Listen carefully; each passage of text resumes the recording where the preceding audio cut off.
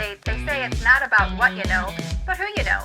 And in this Proximity podcast, we have a no BS approach. We're bringing you industry leaders with real solutions and real actionable items you can implement for your real estate business.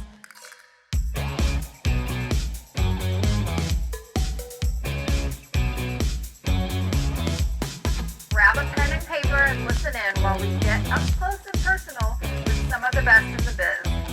What's up, everybody, and welcome back to another episode of the Proximity Podcast. What's up, Jake? Hi, Nathan Daniel. Good to see you today, sir, and it's great to be back. Good to see you as well.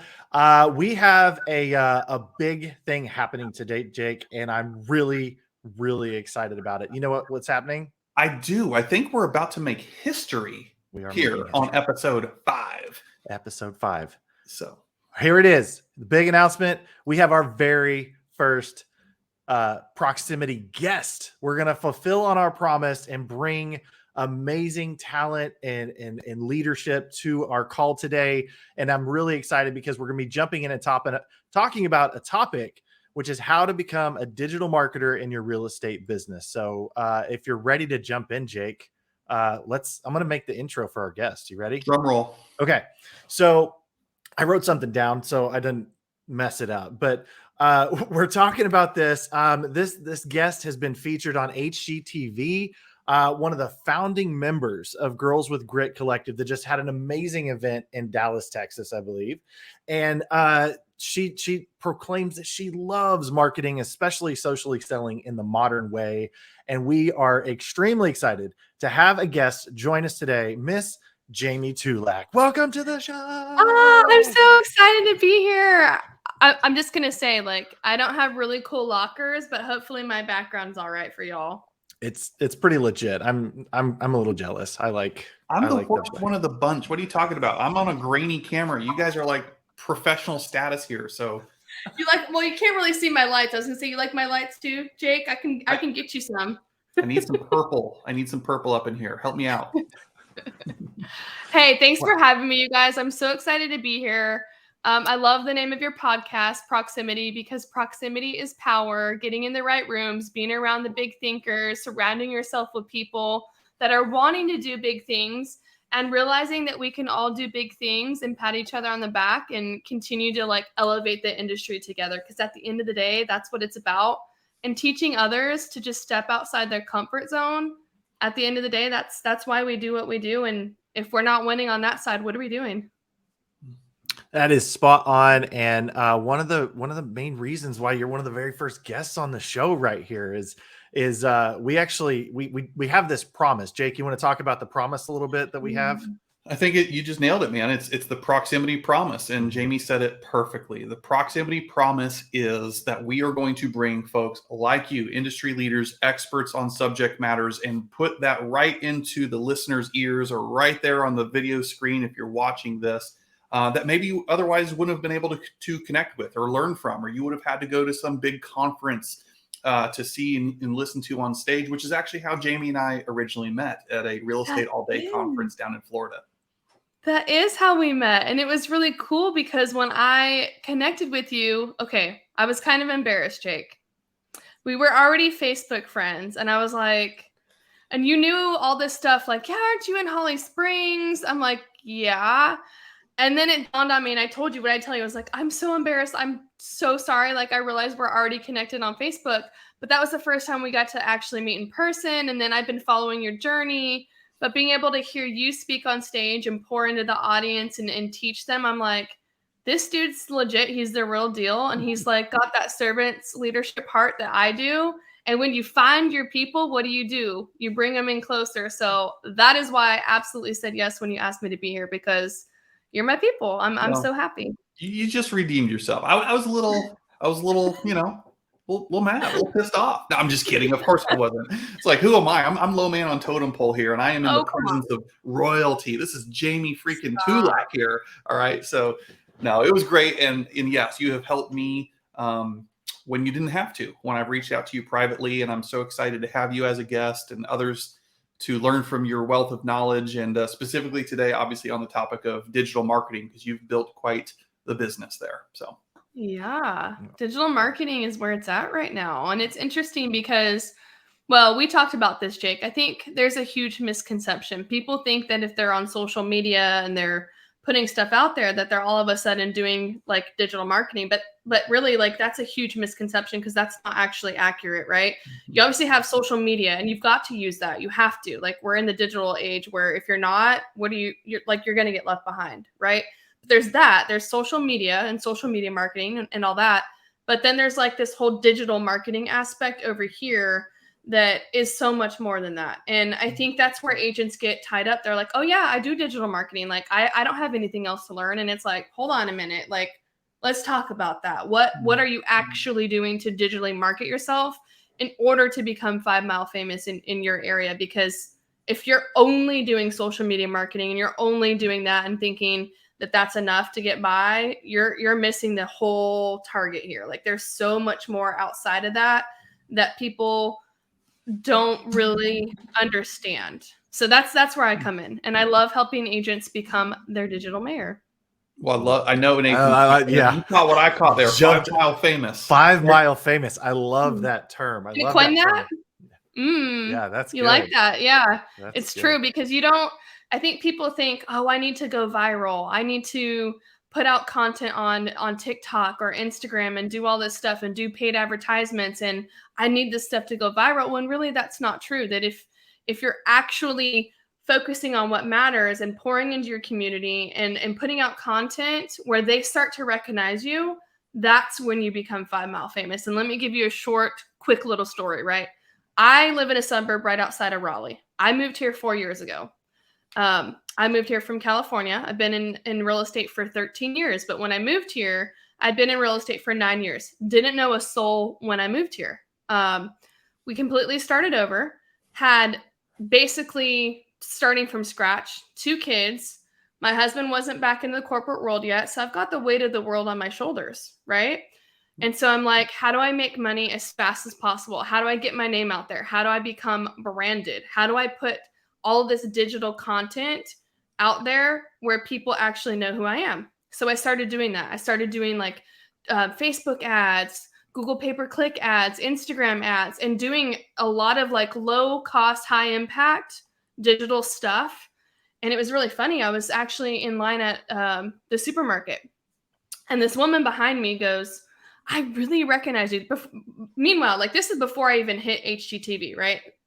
So obviously she didn't know me from that yet, because I hadn't had my episode yet. And she's like, where do I know you from? You look so familiar. Like, did I go to high school with you? And I'm like, no, I'm actually not from here.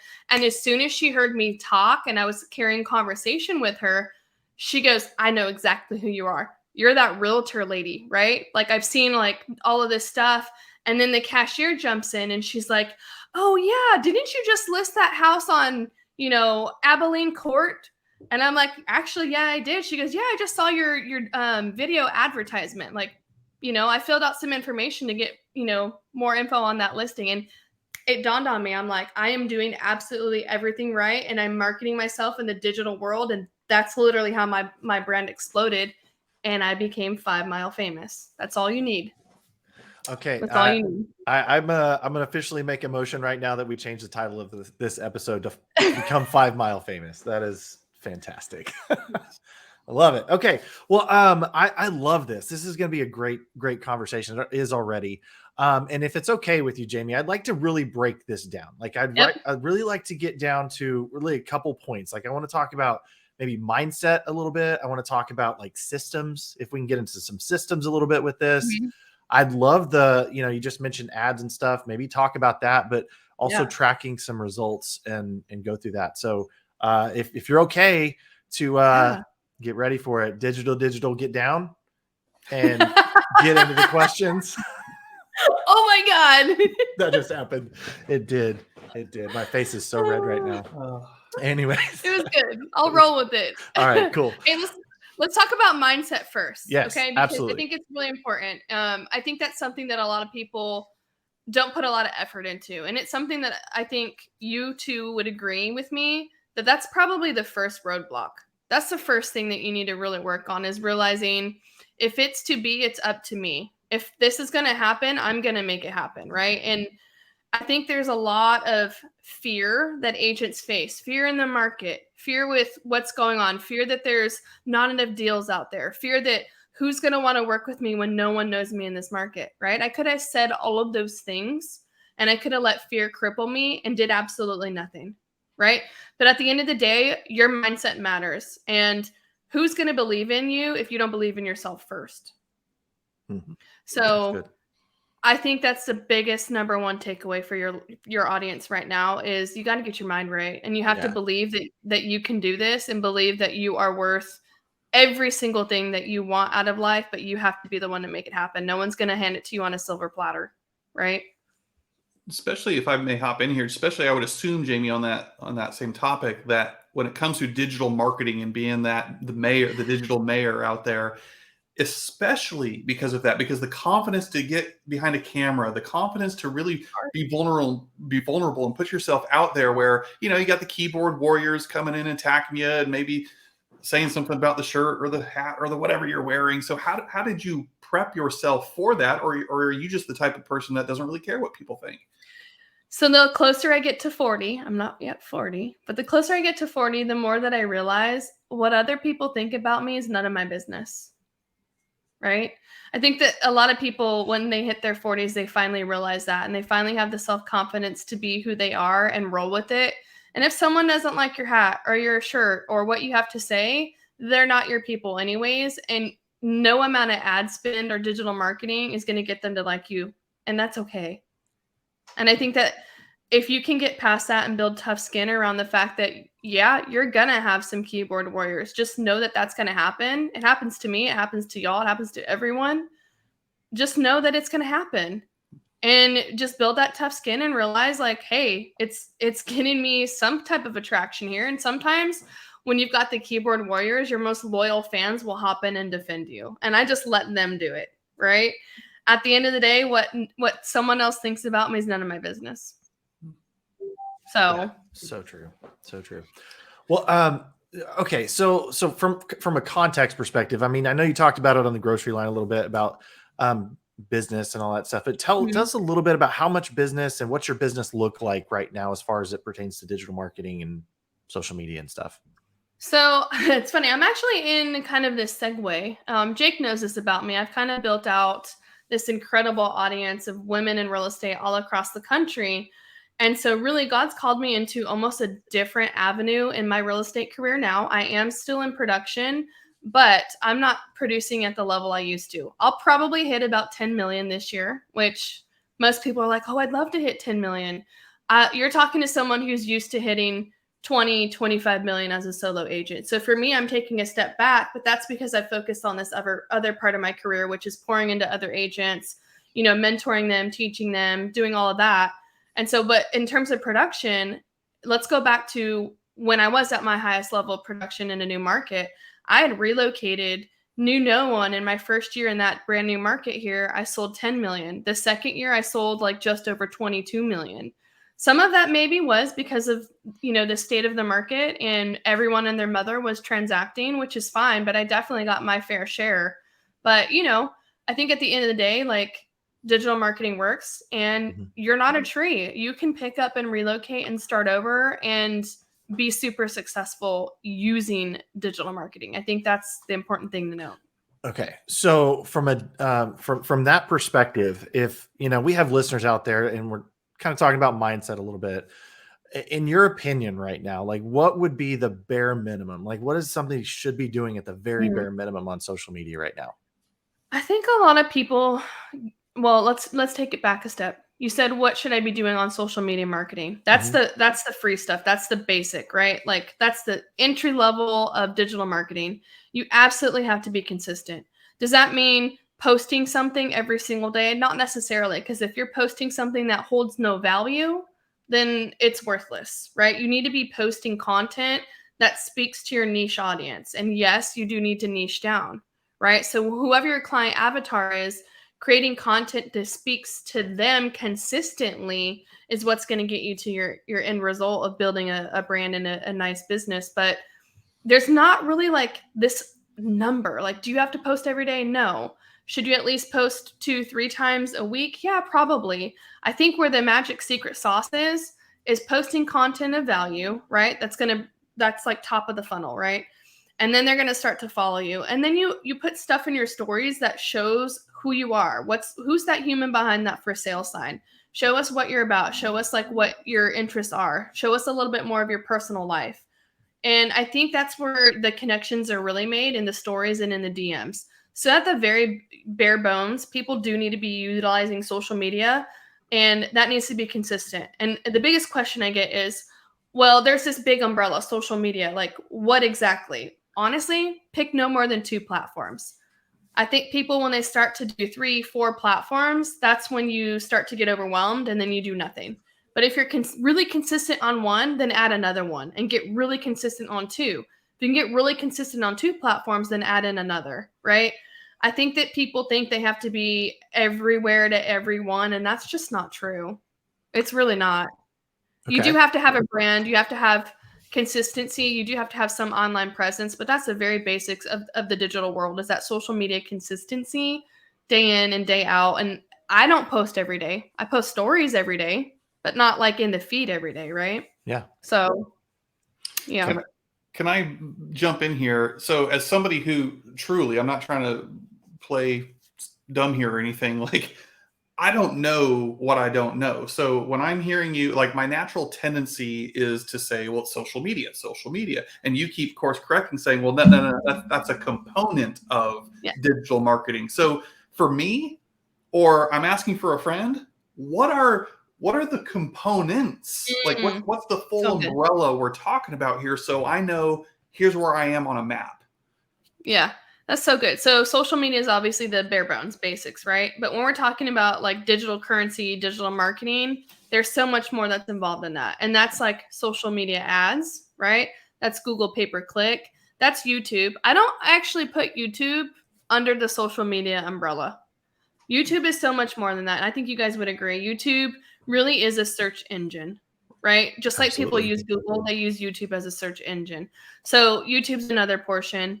And then doing online ad campaigns. And then another one of my favorites, I absolutely love this part, is creating some type of landing page, lead page, something that collects the data in exchange for value, right? I do tons of freebies all the time. And that's how I'm going to get people added onto my email list, because email marketing is not dead. And you're talking to someone who has an entire email database, and you don't need this many, by the way. But within a couple of years, I grew my email database to over 10,000 people. Do you need that many people to be successful? No. You could probably do away with like 200, 300 really good emails on your email list. But that's like the entire huge component of digital currency. Like, let's talk about that.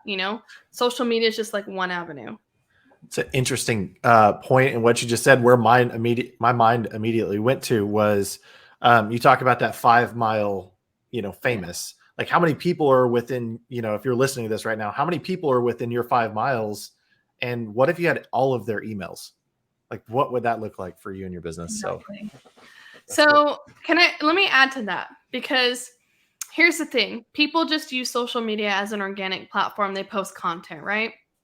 But when I talk about social media too, I'm also talking about creating those Facebook groups for your community, creating those Facebook groups for your neighborhood, right? And so there was already one created in my neighborhood. It was not created by a real estate agent. So for me, I felt like it was fair game.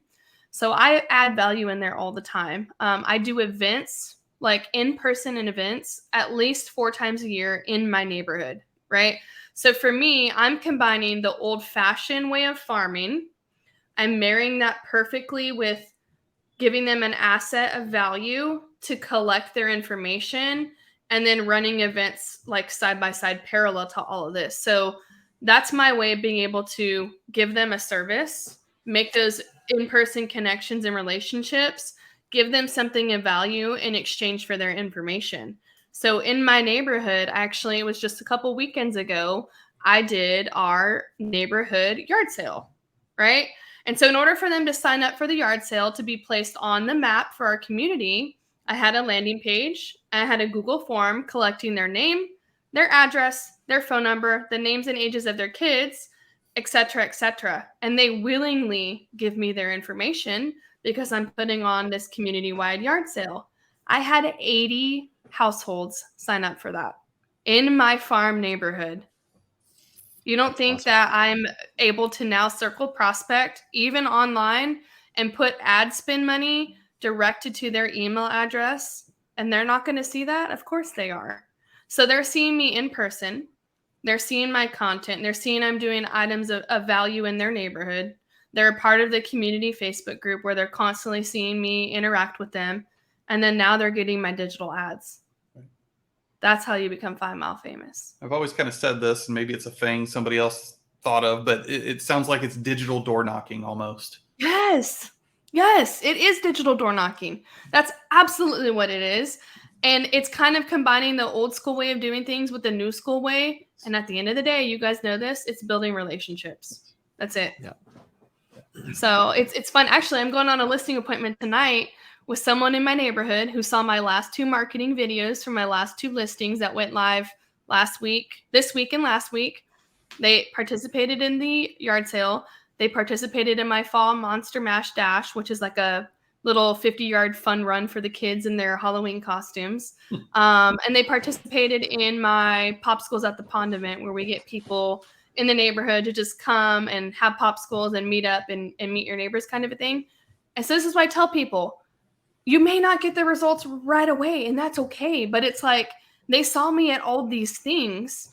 And so when they were ready to transact and they see my online ads, they see my online videos, they're ready to transact. I'm their only option because I've stayed in relationship online and offline, right? Sounds to me like it's you have this layer of you're layering. That's exactly what you're doing. Yeah. You're omnipresent. You're everywhere all the time to everyone, and you've got a 24/7, 365 storefront.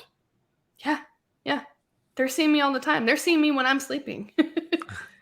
Well, okay. I love this, and I love the little kid fun run. I can just imagine all the awesome little costumes running across fun. that. But that's We've amazing. done that.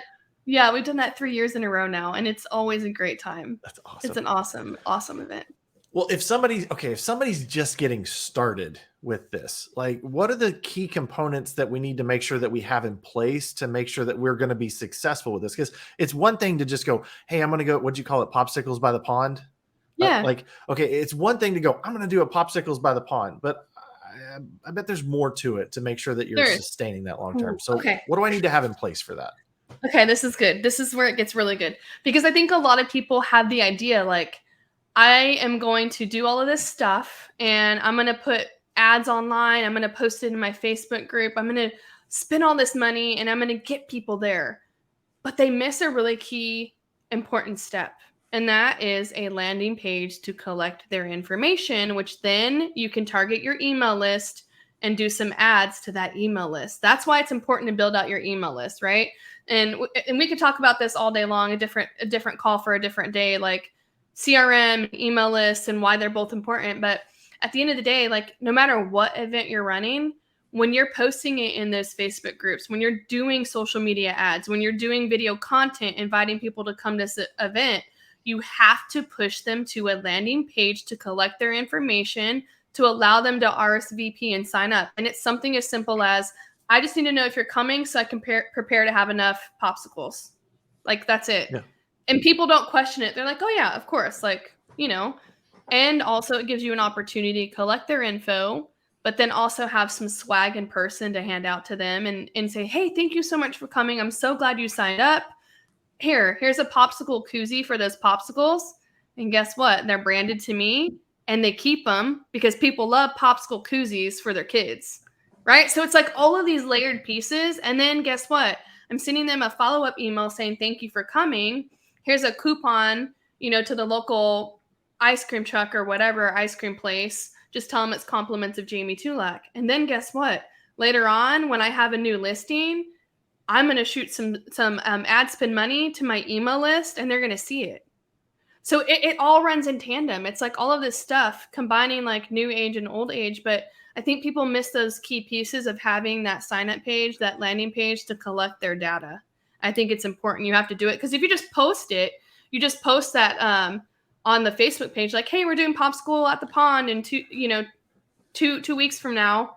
like, that's great, but like, you're not getting their info. Right. No way to circle So- back to them in the future. Yeah. Yeah.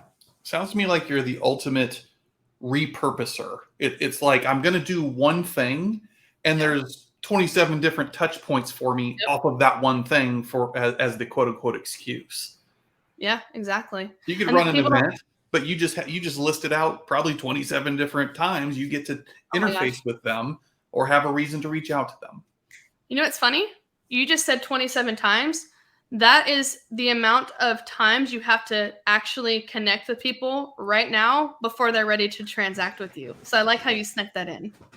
That was not planned, folks. That was Sounds not like Jake scripted. was static, though. That's not planned. I'm That was totally planned. Yeah. He's coming up for that. I like it. Jake's a data nerd like me. Let's flex that.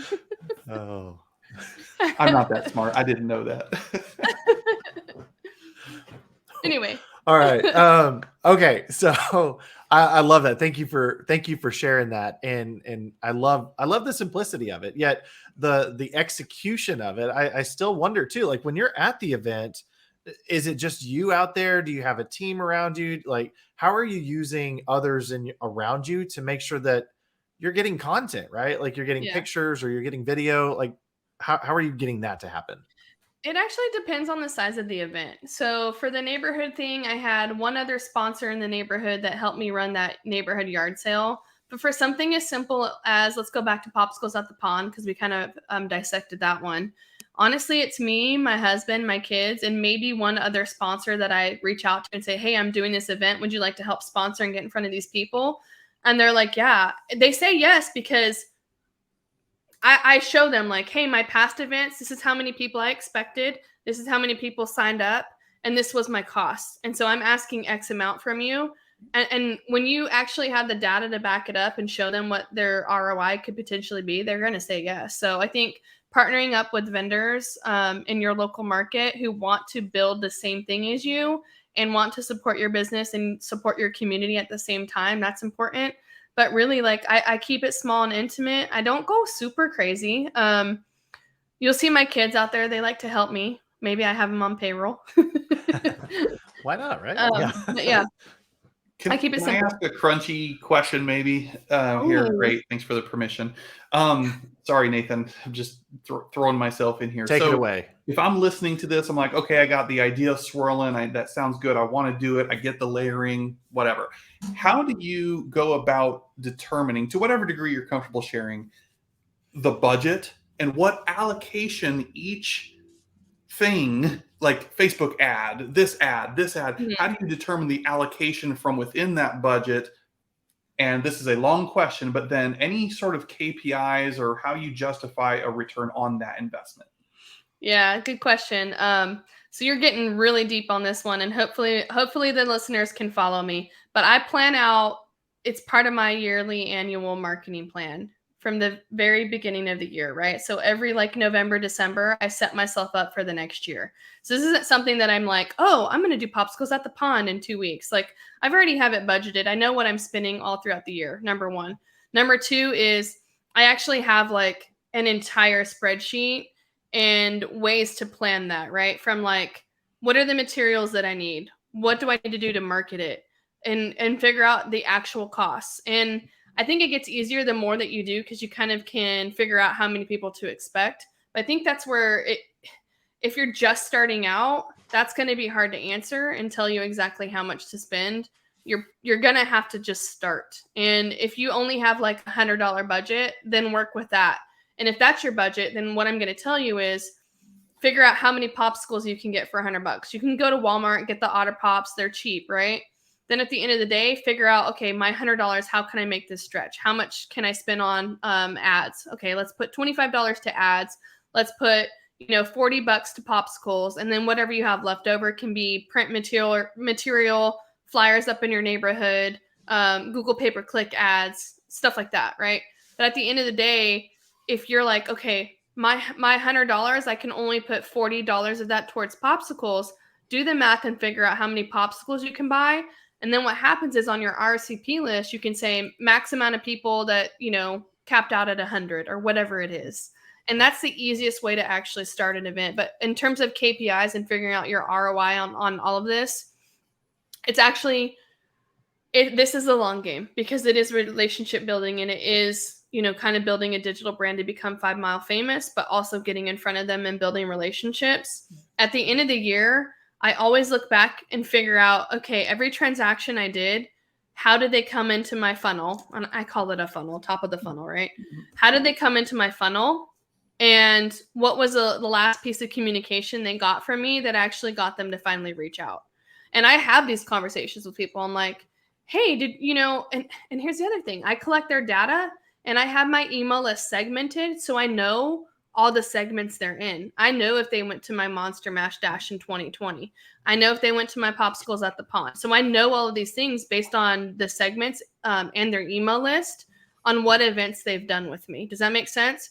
And so I can already see like, okay, I spent this much at that event, this much at this event, and they've gone to all of these things. I have them on my Reminder Media neighborhood magazine list. So they're getting that, once per quarter.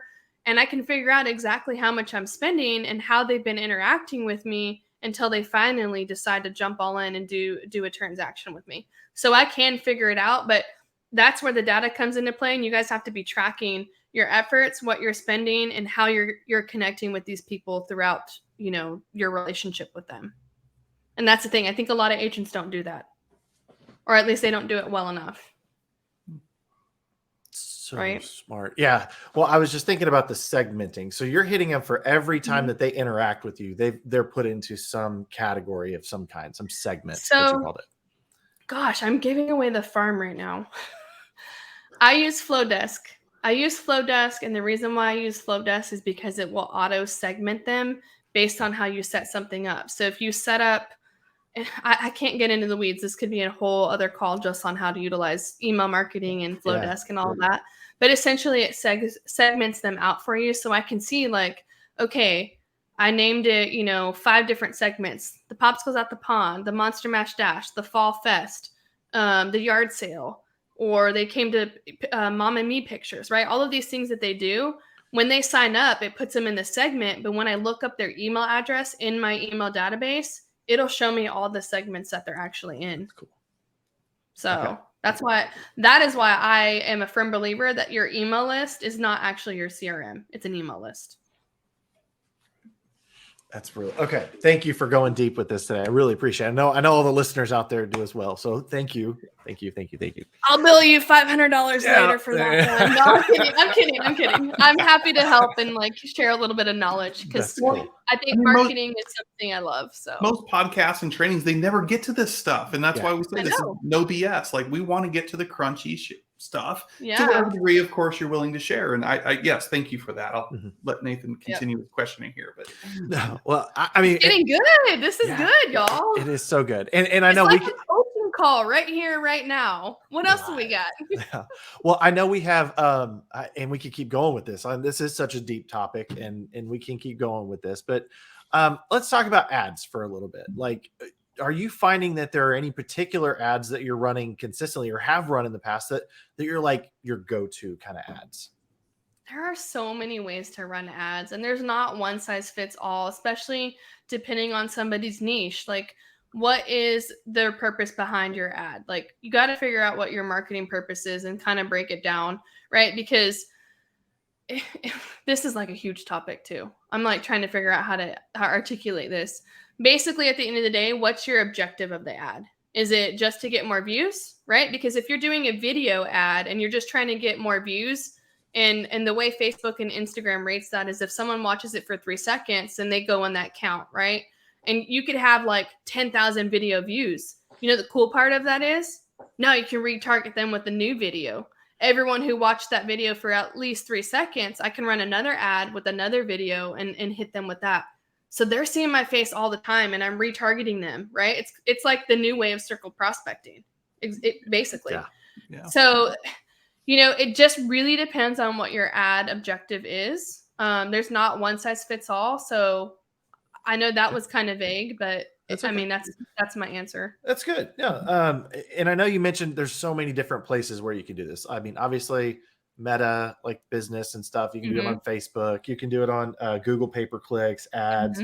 But if you're going to run ads first and foremost, you've got to find your purpose. What is the purpose of the ad? What is the result that you're chasing? Yeah. Okay. What's And the niche result? audience. And your niche audience. Yeah. Your niche audience. Like, who are you talking to? Because here's the thing. This is another huge misconception about digital marketing and ads. People think, oh, this is going to instantly bring me somebody. That's not true. Like, if your objective is something specific, maybe, but really, like, these are top of the funnel people. And how dare you automatically think that you're going to transact with them? That's bringing them into your funnel. And how are you going to provide value and serve these people for them to be willing and ready to actually have conversations with you that have anything that pertain to real estate?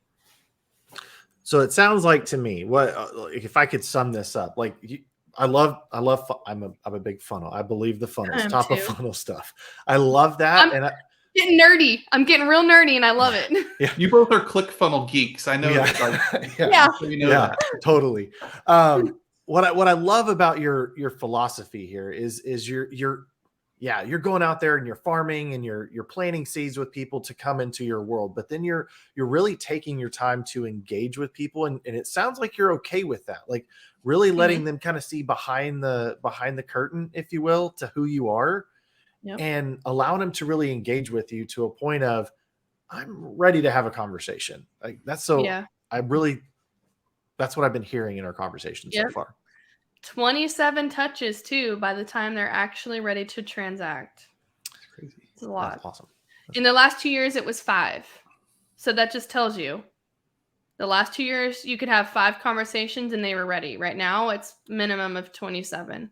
Well, and I'll throw this one at Jake. Actually, Jake, we were having a conversation the other day about, I think it was like a Maxwell story or something like that, where they were talking about the state of where we're at today and actually having to work, right? It's no longer like, it's no longer like going out there and like pulling stuff anymore, is it?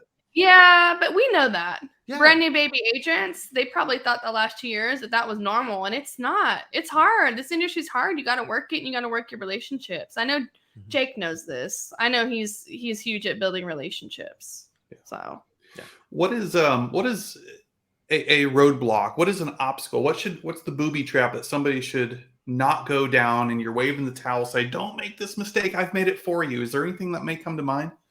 Yeah, don't just put ad spend money out there just to put ad spend. Like, don't waste your money if you don't know what your objective is. Because I think a lot of people, I'm doing everything right. I'm doing Facebook ads like this Jamie girl told me to.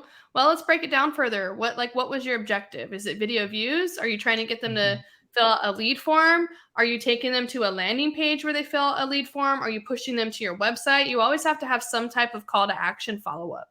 You can't just spend money to spend money, because literally you're just burning money at that point. So that's a trap. One more thing. And I know you too, Jamie. So this is years of experimentation, trial and error, money, conferences, books, audios. So if there was one, like, let's say I'm a listener and you've kind of convinced me, like, yes, I want to do that. Do you have a favorite book or a favorite resource convention that you might say you gotta go here? Gosh, I knew you were gonna. I'm a book nerd. And I'm constantly reading books about marketing. And it goes back to ClickFunnels. If you do want to know anything about landing pages, ClickFunnels, all of this nerdy stuff that Nathan and I are talking about with top of the funnel, and .com secrets is the one. But it doesn't stop there, right? He's got his like cookbook. So if you guys don't know Russell Brunson, like, he is the man. I love his community, just like the locker room. Your community's amazing. I love ClickFunnels community. Like, they call themselves funnel hackers. Honestly, any book that they put out that has anything to do with marketing, read it, eat it up. They know what they're doing. So that's funny. You set me up for that, and I didn't even know. Nathan turns around and whips out his book. Like, right, all right, you're my people. I mean, it's worked for you, right? Like, we've spent this whole time discussing real estate business, but give a quick plug for Girls with Grit. Like, I mean, you've built a sizable community, and you've, I assume, followed the same pattern of behavior to help grow that organically. Yeah. Myself and my 2 business partners, Tara McCarthy and Lauren Rocco, combined are co-founders of Girls with Grit Collective, which is a community for women in real estate all across the country. And we've really built this from the ground up. In less than 2 years, we've built it to a community of nearly 15,000 women. We also, like you guys, have a coaching program. We have one-off products and stuff like that. But really, it all starts with the community. And it's been something that's been amazing. I never, ever thought that I would build a multi-7-figure business from just doing the right thing and sharing my heart, which is so fun. That's awesome. Yeah. Well, all right. I'm gonna call it and say we're gonna wrap this, and just Jamie, thank you so much for being here, for being the first guest on the Proximity Podcast. I think you absolutely crushed it and nailed it. So thank you for everything that you brought today. So Thanks for having me, y'all. Yeah. It was a pleasure. Well, all right. That's a wrap for today. If you want more information on how to get with Jamie, we're going to make sure that we put it in the comments in the section below. So if you want to get in touch with her, you absolutely can. And just make sure that you go out there, you increase your proximity each and every single day, and be sure to tune into the next episode. Catch you later. See ya. Thanks for listening to the Proximity Podcast. We hope you'll implement the real solutions and real action items into your real estate business. Be sure and subscribe to get updates on new episodes, and join us on Facebook, where industry professionals go to collaborate. Don't forget to hit us with your feedback and likes. We'd love to hear from our raving fans. Until next time.